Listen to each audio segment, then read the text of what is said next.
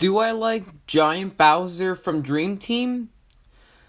Well, I'm pretty sure you guys already know the answer to that question, so I'm not going to make it as suspenseful as normal. But the main reason I wanted to make this video is because I don't think I gave this boss the amount of time it deserved. Even though the segment was like 4 minutes, I think I still have more to talk about for it.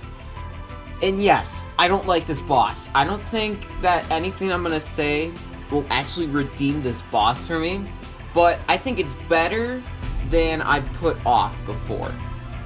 Something I didn't actually give credit for to this boss is the attacks. And first off, they're actually pretty unique. That's actually something that I didn't really talk about at all. The attacks, well, yes, I did talk about them a little bit with Bowser using his minions, but I didn't really go in depth with it, and I really should have. First off, I really like that all of his attacks have multiple segments.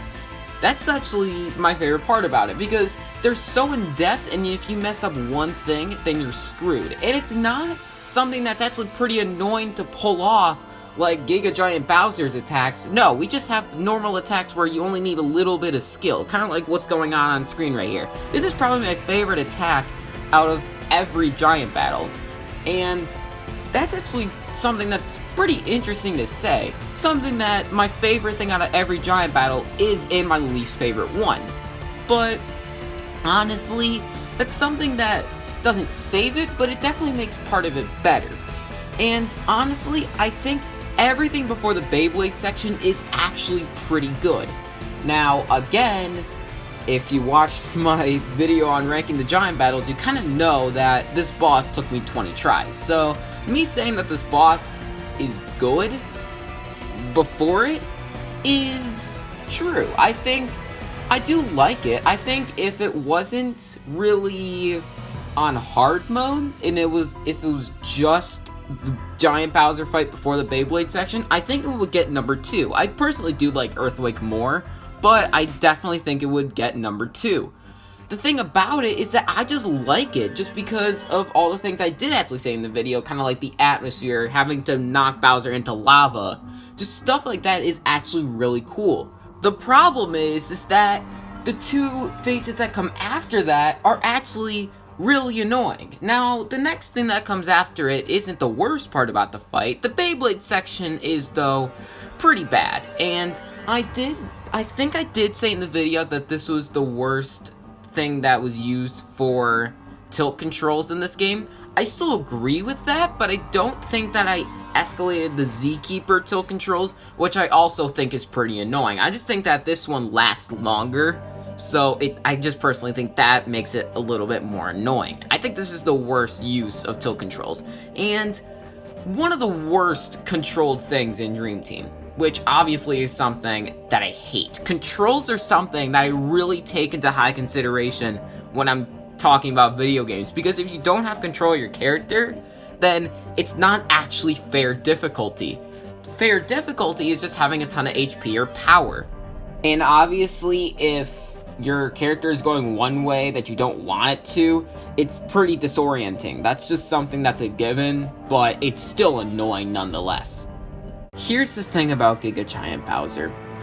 I don't like him. I don't really even like him in normal mode. I don't think he's hard in normal mode. I normally can take him out first try, but he's still not good. I think it's just no reason to be there.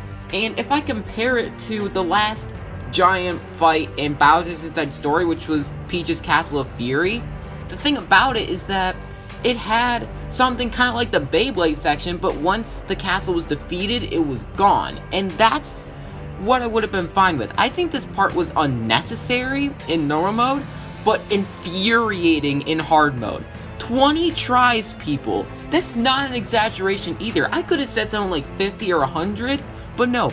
20 tries is not an exaggeration, and I hated every single time I failed. And every single time I went through it, everything got worse and worse and worse. And that's what you gotta realize. If this boss only took me maybe 5 tries, then maybe it would be somewhere around number 2 or 3. I agree with that. But And the thing is that even if Giga Giant Bowser wasn't there, or Giga Giant Bowser was easier and it maybe only took me like 10 tries, I would probably put it to number 4.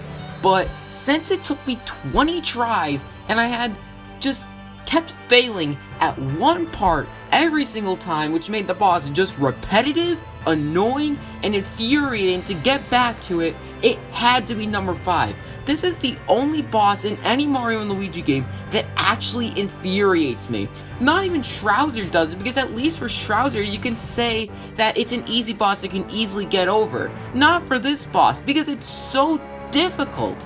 It's so infuriating. I think if this fight was only the first phase and the Beyblade section, I would actually enjoy this boss. But since it has Giga Giant Bowser in there, I don't like it. Thank you guys for watching this video. My next video will be about Dream Team. Thank you guys for watching. Don't forget to subscribe to the Shroob Don't Die, and I'll catch you in the next video.